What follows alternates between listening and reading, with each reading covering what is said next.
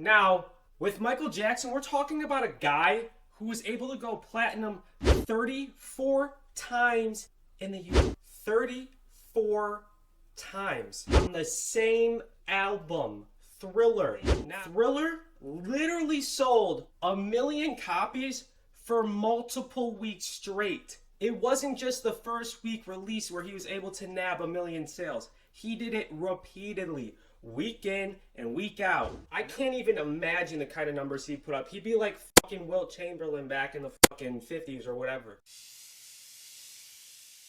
Alright, y'all, there's something we gotta address. About a week ago, Billboard had the audacity to release an article questioning if Drake in 2021 is now as big as Micahel Jackson was at his peak. Now, the reason Billboard released this article in the first place is because Drake has recently broken some records that were held by Micahel Jackson post the release of Certified Lover Boy. The record we're referring to right now is one that was held for 37 years by Micahel Jackson. The record being the most top 10 hits from the same album. MJ was able to nab this when he released Thriller, where he was able to get 7 singles in the top 10. Now, he held that record for 37 years, which was recently broken by Drake when he was able to grab 9 top 10 spots on the Billboard 100. Now, I understand clickbait, but the fact that we're even having this conversation is, it's ridiculous, to be honest. I get it.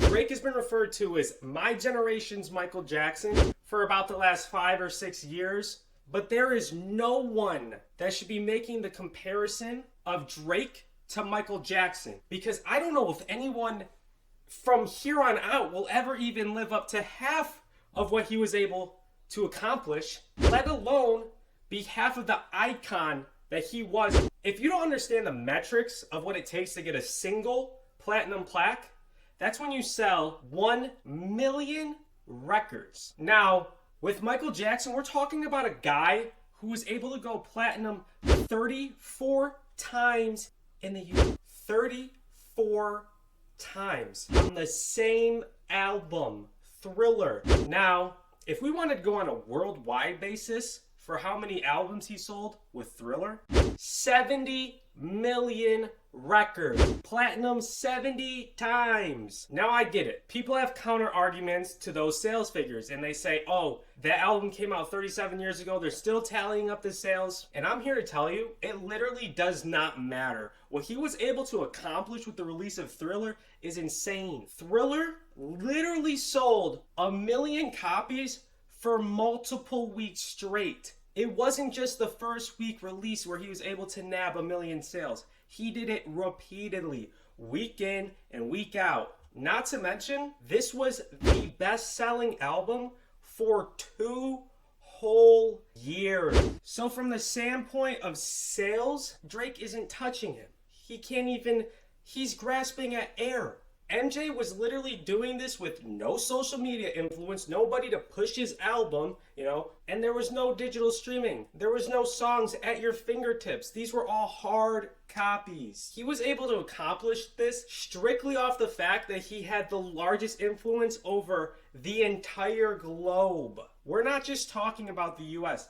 This man was international. And honest to God, I don't think a rapper or somebody who came up as a rapper, I don't know if you want to call Drake a pop star now, but somebody who has that kind of influence over the entire globe is not going to be a rapper. And like I said, man, I don't want to seem like a Drake hater because I'm not. I love Drake. Drake's probably in my top 5. I get it. The cool thing right now to do is to hate on Drake, and that's how it's been for the past few years. And I'm not trying to come off like that. But MJ has just accomplished so many things. This man gave inspiration to multiple generations of artists. MJ was just different, bro. He just was. In a world where it only takes 1,250 digital premium streams to get an album equivalent sale, I can't even imagine the kind of numbers he put up. He'd be like fucking Wilt Chamberlain back in the fucking 50s or whatever. And like I've been saying, this guy literally had the fucking globe in his hand. He was controlling everybody. Everybody was a fan of MJ, bro. His audience could literally span anywhere from a teen to a middle-aged adult to a mom or dad or literally to a grandparent. This dude had grown men fainting over him at concerts. When they saw him, they would literally faint. When he would go to other countries, his security was literally the army of that country. When he would go on tour and stay in hotels and they figured out what hotel he was at, there would be thousands of people surrounding the hotel just to get a glimpse of him. Michael was literally an icon, bro, to multiple generations. I mean, we're literally talking about a guy that is the only artist ever to have top 10 hits on the Billboard 100 across 5 consecutive decades. And it's truly 6 if you count his time with the Jackson 5. That's my whole stance on the situation. Like I said, I love Drake, but you gotta respect those that came before you, and you gotta really appreciate them for what they were. So I'm gonna go check out some comments from the Go Academics. He posted about this, and he asked for their opinions in the comments. So I'm just gonna go see if there's any dissenting opinions. So let's go over it. All right, so I'm on Academics post, and right off the rip, people don't agree. People are saying, no, delete this. They're saying Mike had people passing out at concerts, grown men fainting just while standing there. That's what I'm saying. There's just levels, and I just don't think anybody's gonna get to Michael's level. It's crazy. Nobody is booing MJ off stage. Fact. Wow. One man says yes. That's crazy. You stand alone, my friend. Not really. It's got 286 likes. And Juicy J comes out of nowhere saying, album of the year, stop playing. Yeah, so pretty much just everybody's saying no, and I understand, and it's probably rightfully so, but that's going to do it for me, man. If you enjoyed, and if you're still here, if anybody's here, can you please comment, please like, share it with anybody you can. Try and get this algorithm to work in my favor a little bit, because I'm grinding, man. This is something I've really been enjoying.